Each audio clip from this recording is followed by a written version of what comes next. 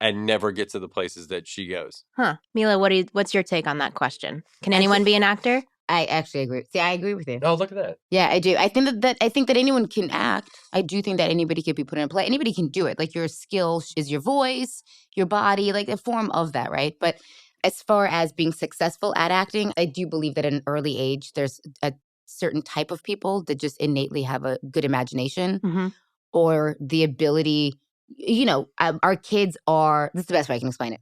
Our kids are in different classes. Right. So they're like dance class or this class or that class. Right. Full disclosure, my children aren't going to be dancers. OK, like that'll never happen. I can promise you my kids are.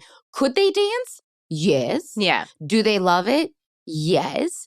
Do I think that they're the greatest human beings ever created? Of course I do. But there are kids in their dance class that I look at that I go, oh, well, clearly that kid, if wants to, he can or she can succeed, right? Yeah, I think it's like one of these. I think it's like not everybody. You know can what's do. really funny is I sometimes try to read our daughter books in the characters' voices, and she's like, "Dad, can you just use your real voice?" Yeah, they don't like it. Like she doesn't like it because I'll do like Peppa Pig with like an English accent, and then Daddy Pig, and all the things, and she's like, "Dad, can you just do your regular voice?" Like they're not that into it. Dave and I will sometimes be like, I bet like Wyatt and Bear have the best life ever because their we parents think so too. Just put on shows every night. We do. I think we're silly at home. We're very goofy parents when it comes to our children. Yeah. But I don't think that's skill. I think that's just being idiots. Like, I think we're very comfortable with ourselves acting a fool at home. But maybe that comes from the idea of like being comfortable in your own body and in your own skin and in your own mind and not, having a fear of making a fool of yourself, let alone Well, it's what you just said.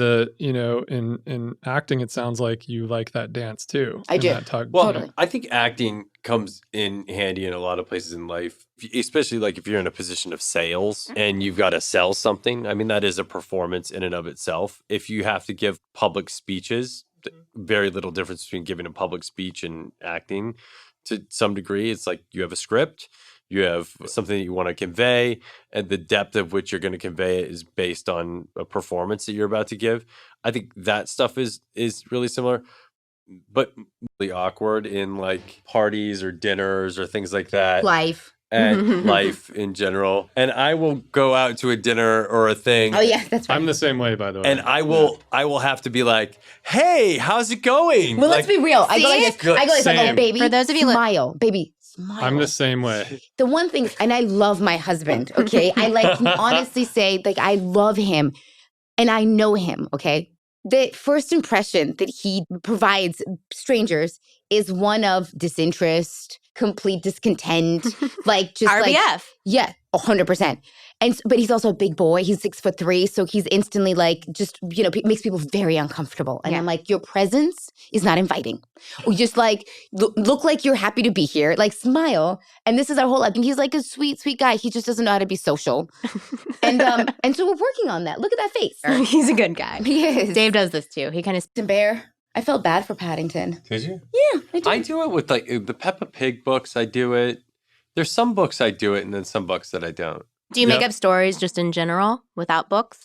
Well, he's really good at it. Every night, our daughter demands that I tell a story from real life. Wait, you can't do imaginary stories? No, from real life. She now knows everything about us. I mean, she tell me a story from real life, and you're like, all right, let me think about a story.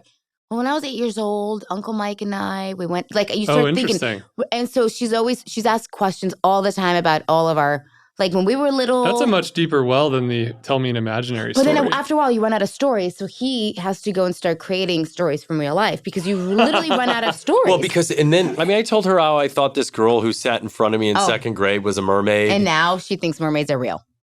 No, we've had all kinds of things. We've had to stop the mermaid talk because she's like, I explained to her that the mermaids I went to school with a mermaid. But back before Tell Me a Story from Real Life, it was Tell Me a Story. Yeah. And then it always has to have a learning moment. We're like Full House, okay? Like we have to have a learning curve in there. You call me Bob Saget? Maybe like Jesse. The uncle. That's not bad. I think he's Jesse. You think he's totally Jesse? For sure. I'll take that. All the stories have, and then lately, I will say, I think we're in tune on this one.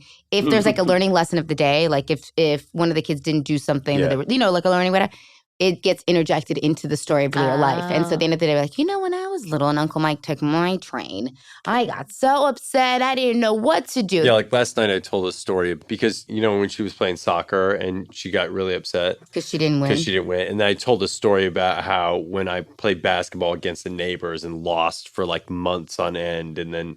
Yeah, there's always like a learning lesson to this. Yeah, it was like there's a whole thing about leadership and like how I used to get really mad at my brother because he wasn't playing good enough. And I would tell him, you're not doing a good enough job. And then in the one time that we won, every time he did something good, I told him that he did something good. And then he played better and better and better. And then we won. Our stories are like after school lessons. A speeding ticket? Yeah, I can tell you the story for sure. 100% I have a really good story for you. I was 16 because I must have just had my driver's license. So yeah, like 16, 17. I was speeding. It was right around the corner from my parents' house where I still lived. So I can tell exactly where it was. It was on Sweetser and like Willoughby. And I was at a stop sign. And I know I didn't stop. Like of course I didn't stop. And I rolled the stop sign. Yeah. And I probably started going, if their speed limit is like, 10 miles an hour, then I was probably going 20 miles an hour. And I got pulled over. And I was like, oh my God, I'm going to get in so much trouble if I get a ticket. Like I know I'm going to get in trouble. And so I'm going to tell you the story. I started crying, tears, just tears. And I noticed it was a male cop. And I was like, okay, I can work this. I feel awful saying the story. And no, I don't condone this. And no one should do this. Male cop comes over. I pull my window down. I'm like, I'm so sorry. I mean, full tears. Yeah. Okay, so I'm at hormonal 16-year-old girl. Was this real tears or fake tears? I can put on a show, okay? So this was fake tears. Well, but looking real. I know. That's all I'm going with. And then I proceeded to tell him that I was on my period. I've done this. Okay. And I need to get home. I'm bleeding everywhere and I don't know what to do. And my parents live right there and I just need to get home. I'm just bleeding. And I kept saying this. And the sweet poor cop was like, oh, okay. Just, you know what? You're old enough to know what to do. So next time, just be more prepared. You can go now. Love it. That was it. And I deserved the ticket. I fully deserved that ticket. Yeah. That was the only time. But it's about creating sympathy, right? I created it really well. I think acting can be useful in creating I think sympathy. so. I got out of a $50 ticket. I didn't get in trouble either. And I've been running late for a flight before. Dave and I are looking at each other like, I've never been able to use the period to get out of anything. And I don't condone this. Same. But sometimes it works. Feature. It's in the very bottom of the pocket. If you have to reach down there. It's just something that happens. A couple times in life. I'm on my period. I've also had to do it to cut the line at the airport. Have to deal with a lot. Okay.